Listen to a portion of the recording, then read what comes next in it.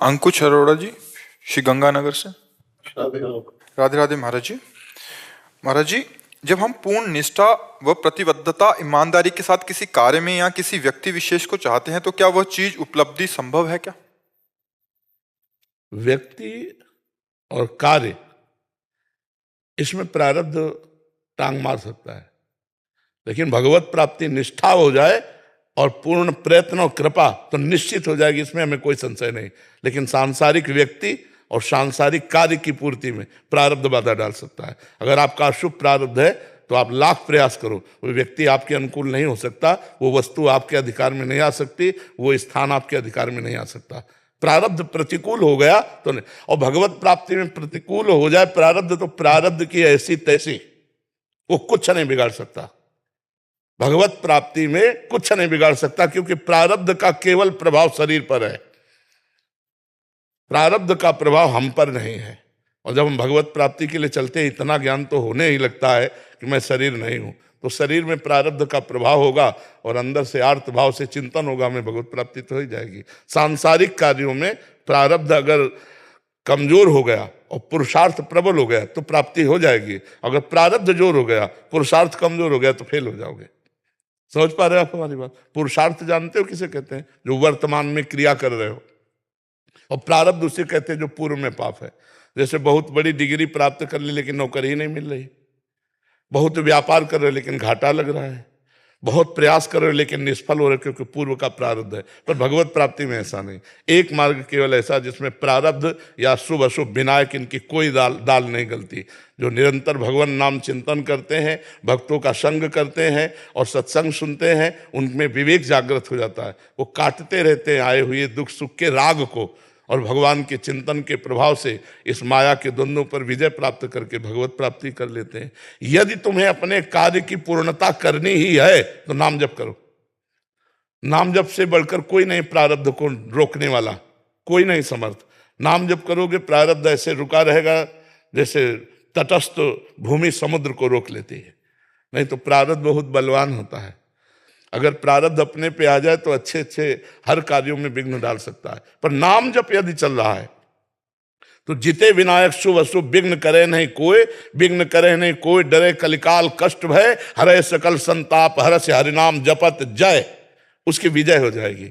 यदि नाम जप चल रहा है तो विजय। अगर नाम जप नहीं तो फिर प्रारब्ध तो मिट्टिया मिट कर सकता है।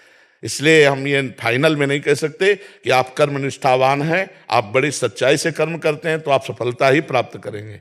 नहीं, अगर आपका पूर्व का प्रारब्ध प्रबल है तो असफल कर देगा। अगर वर्तमान का पुरुषार्थ भगवान के भजन से जुड़ जाए तो प्रारब्ध की धज्जियां उड़ा देगा। इसलिए हम सबसे प्रार्थना करते, जैसे भी बने वैसे राधा राधा राधा राधा नाम जप करो, तो नाम जप तुम्हारे सारे पापों को नष्ट कर देगा। नाम संकीर्तनम यस्य है सर्व पाप प्रणाशनम, समस्त पापों का नाश कर देगा।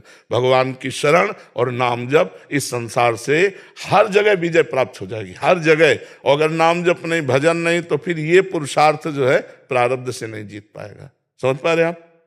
कोई संशय इसमें?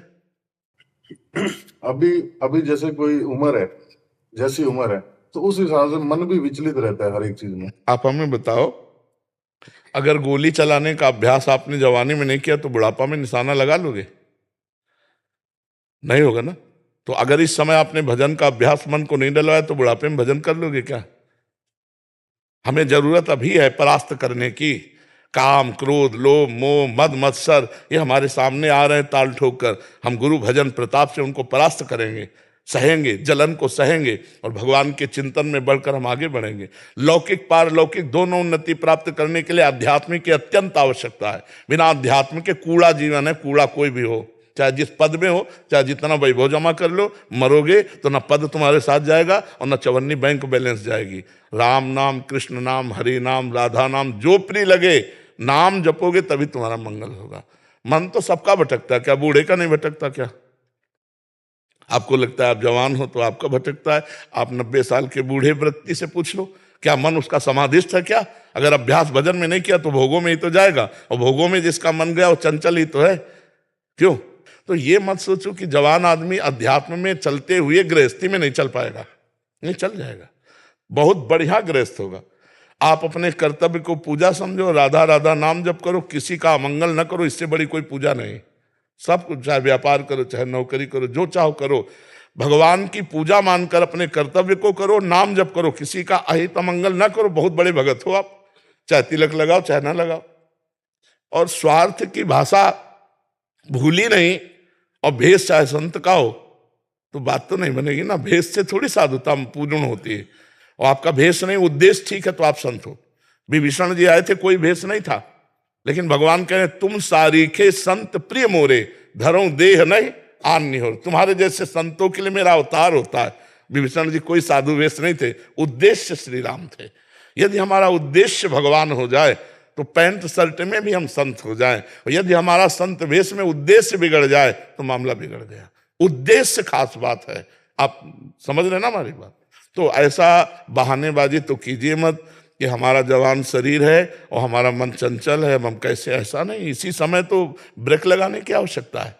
इसी समय अगर अभ्यास कर ले गए तो आप महान पुरुष हो जाएंगे। गृहस्थी में होते हुए भाई जी से हनुमान प्रसाद पोद्दार जी महाराज महान संत, और धोती कुर्ता में रहते थे, गृहस्थी में रहते, भजन किया, भगवान का उद्देश्य किया, परमात्मा प्राप्ति हो गई।